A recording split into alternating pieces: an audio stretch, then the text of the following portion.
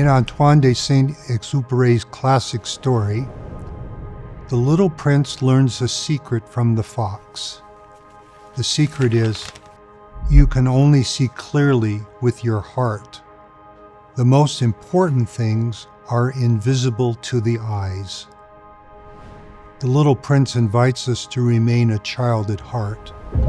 As adults, we grow up.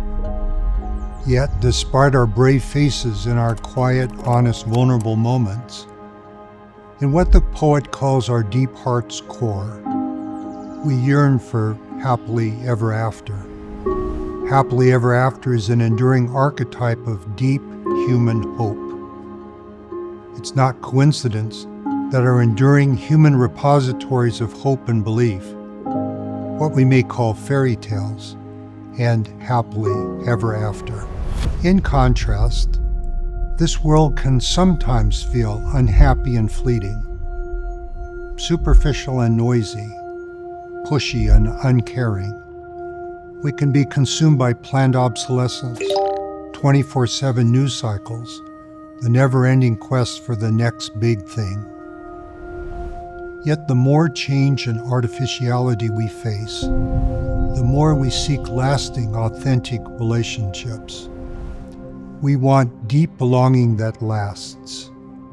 To paraphrase The Little Prince, to become responsible forever for that which we love. Since ancient Greece, we've said change is the only constant. But now, AI is accelerating change in every direction.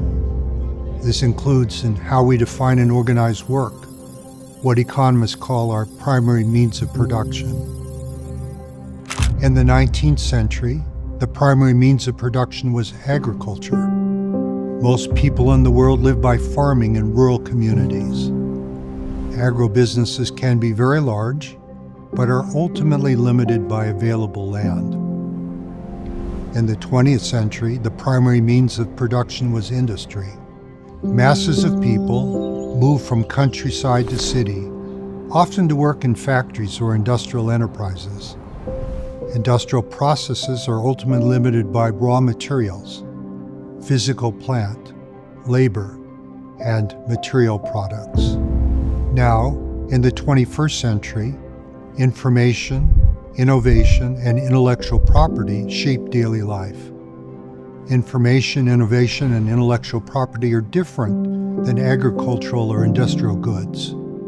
Information, innovation, and intellectual property are unique and powerful in part because they're scalable to the frontiers of our knowledge and imagination. Scalable information enhanced by AI technology and fueled by capital means one person anywhere can publish a blueprint, process, image, or message on an app or device to everyone, everywhere. And that information, idea, or image can be shared at essentially no added cost.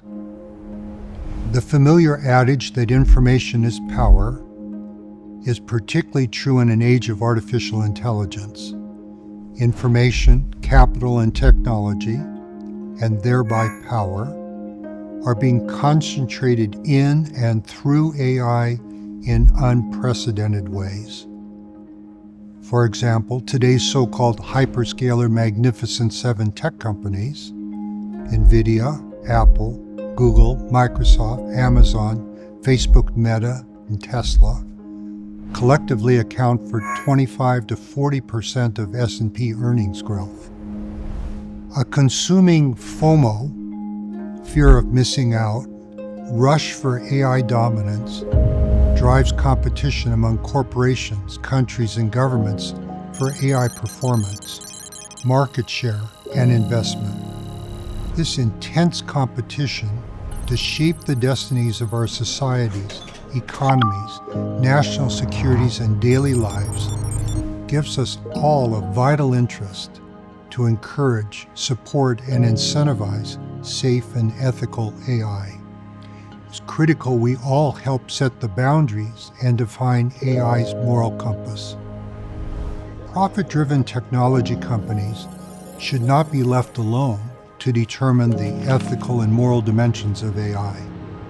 We need to work together with care and caution to forestall unforeseen and unintended AI consequences. We're concerned for what AI means in the realms of faith, ethics, and human dignity. We want AI to promote human flourishing, encourage fair and shared prosperity, and advance the common good. With faith, civic, and technology leaders, we're working to define ethical and responsible AI in trust, alignment, accountability, privacy, data governance, transparency, explainability, security and safety, and socio-economic cultural equity. Of course, I'm not saying AI is inherently bad or should be avoided, but nor am I suggesting AI is always good. Like other tools, AI can bless or harm depending on how we choose to use it. In the Church, we're learning and using these transformative technologies carefully and appropriately. You can too. When guided by ethical guidelines and moral purpose, AI can help us learn, teach, and serve in inspired ways. It can support trustworthy, ethical, and compassionate innovation. Used with humility and discernment, AI can be a tool to strengthen discipleship and magnify our ability to bless others. In our first episode, I noted 4 core relationships: with God, thou; self, I; each other and society, they; and environment and natural world, it. These thou, I, they, it relationships influence who we are and become. Artificial intelligence is impacting each of these relationships in dramatic and subtle ways. However, if we understand AI and understand ourselves, we can better determine our own destiny. We need not be tossed and turned by every change in social media or AI innovation. We can define our core relationships in terms of covenant belonging. Covenant belonging means we're bound with God, faith, our best self, integrity, each other, compassion, and the natural world and environment, stewardship. We're bound in these relationships not by contract, but by covenant. Contracts often last only so long as benefit or self-interest does. In contrast, covenant makes the bonds that unite us stronger than the cords of death. Please let us be wise in our use of AI.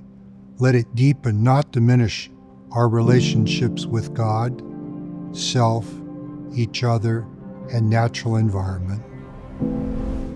Please copy the thou, I, they, it diagram on your paper. What do you notice about these relationships? Some notice the thou-I is a vertical relationship. For religious believers, it reminds us the first and great commandment is to love God. The they-it relationship is a horizontal relationship. It reminds us of the second Christian commandment to love and care for our neighbor. We are incomplete if our experience does not deeply include all 4 relational dimensions. We need thou. We need I. We need they. We need it. We need all 4 to be complete and whole.